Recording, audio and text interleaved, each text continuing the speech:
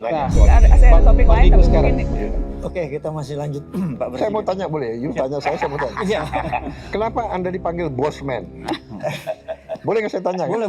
Itu boleh. nama asli diberikan orang tua atau bukan? Bukan. Oh. Itu jadi kalau di organisasi saya mungkin maaf ya Pak Presiden memilih kalimatnya. Saya ini tipe yang Pak. Jadi kalau neken, maaf, terlalu neken saja. Jadi dipanggil Bosman. Oleh anak buah. Oleh anak buah. Tapi Oke, itu dulu Pak, itu dulu. Akhirnya sekarang ke bawah-bawah gitu.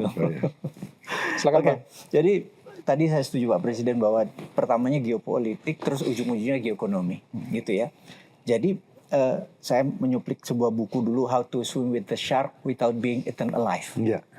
Jadi saya akan tugas Bapak ini berat karena how to swim with US and Israel and India and China and Iran And Russia without being eaten alive, benar ya? Gitu kan. Nah, yang saya mau bertanya adalah what if Pak? What if Iran win the war Pak? Ini what if? Karena dia melakukan attrition war atau perang artisi, yaitu membuat ekonomi lawannya itu bubar. Dia menyerang negara-negara teluk yang bukan hanya 20% menghasilkan minyak, tapi dia ada 40% ekonomi dunia internetnya juga lewat bawah sana. Terus juga ada diserang oleh, pertama kan Israel menyerang seluruh seluruh bank di Iran. Karena bank Iran itu kan tidak pakai IMF, tidak pakai World Bank, dia punya sistem, diserang semua. Terus yang sekarang dia lakukan adalah menyerang balik Pak. Iran menyerang balik Dubai. Iya. Dubai Financial Center itu ada 290 bank, 102 hedge fund, 500 wealth management firm. Itu mengelola hampir 10 triliun uang. Nah ini jadi windfall harusnya buat Indonesia Pak. Harusnya jadi opportunity karena uang itu kan nggak bisa jalan sekarang, harus pindah. Nah saya ingat 10-20 tahun yang lalu saya bicara dengan Mas Bang Kodari, saya sering berdebat sama dia. Dia merasa bahwa Indonesia ini memang penduduk muslim terbesar, memang negara nomor 4 penduduknya. Tapi kalau berbicara sama negara lain tidak punya deterrent factor. Saya bersyukur Bapak membuat Danantara. Karena Sovereign Wealth Fund itu membuat, saya punya penduduk nomor 4 terkaya di dunia, saya punya negara muslim terbesar, dan saya punya 1 triliun rupiah, gitu, 1 triliun dolar. Gitu, itu kan kita kalau nggak salah Sovereign Wealth Fund ke 5 ke 6 ya. Iya kan ini sekarang kan. Mungkin ke 6 ya di dunia. Ke 6. Ini di Terren Pak. Jadi oke, ini seksi gitu ya. Nah, sehingga saya rasa kalau kita bisa menarik ini berkah Pak, selalu tadi jadi geoekonomi. Kalau dapat 1 triliun 2 triliun aja yang harus dipindahkan itu ke Danantara gitu ya. Ini jadi opportunity. Jadi kayaknya kita bisa sama-sama mengambil bahwa ini jadi opportunity. Enggak semua war itu jelek gitu ya. Ada yang buntung, ada yang untung. Ada untung. Nah, jadi pertanyaan saya adalah tadi tugas Bapak berat karena harus swim dengan tadi. Terus yang kedua adalah what if Iran win the war Pak? Gitu. Terus apa opportunity yang kita bisa lakukan untuk Danantara ini sebagai SWF kita menjadi number 1 kalau perlu Pak di dunia Pak? Berarti 2 pertanyaan. Ya, kalau saya ini orang yang sangat realistis dan saya walaupun saya selalu ingin optimistis, tapi saya tidak mau terlalu berharap. Ya. Saya selalu mau siap untuk kemungkinan yang paling jelek. Jadi always strengthen our fundamentals. Itu satu. Yang penting kita punya kembali rule of law and governance itu baik. Uang itu akan masuk. Mau perang nggak perang, uang masuk. Di mana ada negara sebesar kita sekarang ya? Cina sudah, India sudah. There's no other country like us. Brazil dia sudah tersendiri, tapi di kawasan ini we are 300 million people very soon. 300 juta sumber alam, and we come from a low base. Rakyat kita masih banyak yang katakanlah masih sederhana hidupnya, katakanlah masih kurang hidupnya. Jadi kalau ini kita berdayakan, we can empower them with money. Can you imagine the growth? Ya, jadi saya lihat kita harus beresin lingkungan kita. Kita harus beresin budaya kita.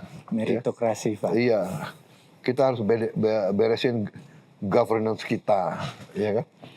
Hal-hal apa ya, kecenderungan selalu menipu, benar nggak? Iya kan? Nyelundup, iya kan? Apa? Under invoicing, semua praktek-praktek itulah. Ini pelan-pelan kita benahi. Kita berharap kalau kita lihat penerimaan pajak kita sudah kelihatan trajektori naik.